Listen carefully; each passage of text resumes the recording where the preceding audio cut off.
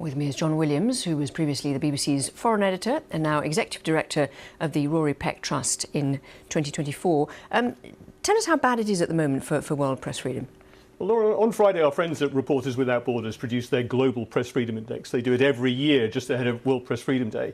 And this year, for the first time, more than half of the world lives in a climate where press freedom is either difficult or very serious.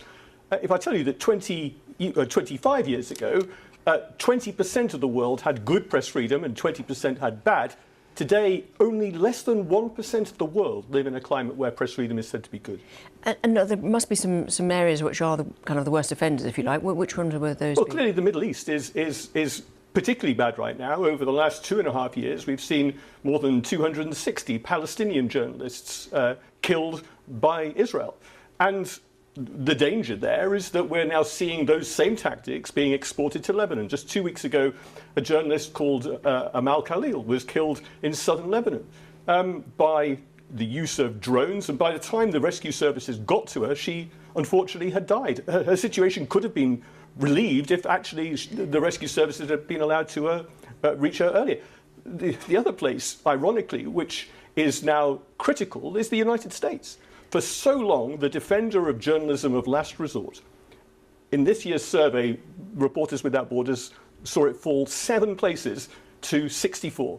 To give you some context, Britain rose by 2 places up to 18. And it just cannot be business as usual. And when you say it can't be business as usual, what needs to happen? Because it just seems like it's getting worse and there isn't a lot happening about it. Well, we need governments to do their job. Journalists are protected under international humanitarian law. They are classed as civilians, and targeting them is a war crime. We've seen 260 journalists killed in Gaza. There are international criminal court arrest warrants out for those that the court says are responsible. We need to see those indictments acted upon.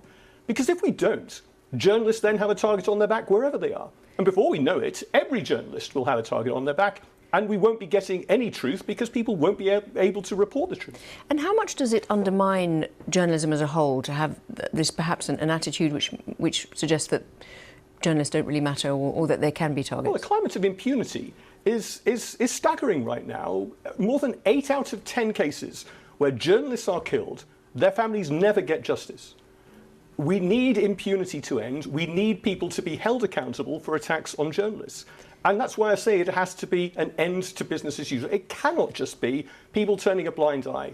If we have laws, they need to be enacted upon. Otherwise, they fall into disrepute. We wouldn't tolerate this in the UK. If people just ignored the traffic lights, then something would happen. That is exactly what's going on around the world. Governments are ignoring the traffic lights that are flashing red and saying democracy is in danger because journalism is in danger. And how much, when you say this message to leaders and people in kind of important places, what's their response? There are always bigger priorities. Nobody is denying that the world is a crazy place right now.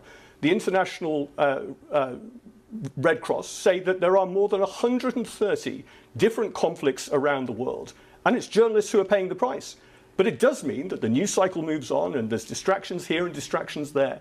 The one constant is that journalists are paying too high a price. Last year was more journalists were killed last year than ever before. 129 journalists, and it's gone on for too long, and it has to stop.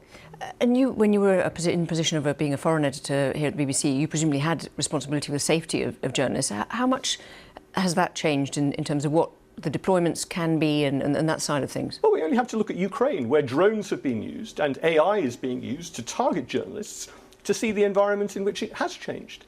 And there are more threats from more different sources today than there have ever been.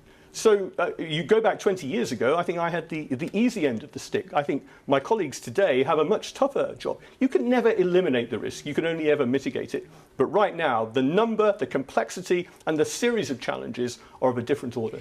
How much has social media changed all this? I mean, in the way that perhaps almost everybody can be supposedly a journalist, if you like. Well, they can also be attack journalists as well. And we see from right around the world, particularly female journalists, who are subjected to more attacks and more vitriol from people on social media than they were previously. So social media can be a good thing and a bad thing. But in terms of journalism, particularly if you're a female journalist right now, it really is very serious, because it means that many of them are suffering attacks that we simply wouldn't tolerate if it was in real life.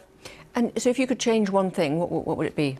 That people are held accountable for the actions that they take, and those who kill journalists must be brought to justice, whoever they are.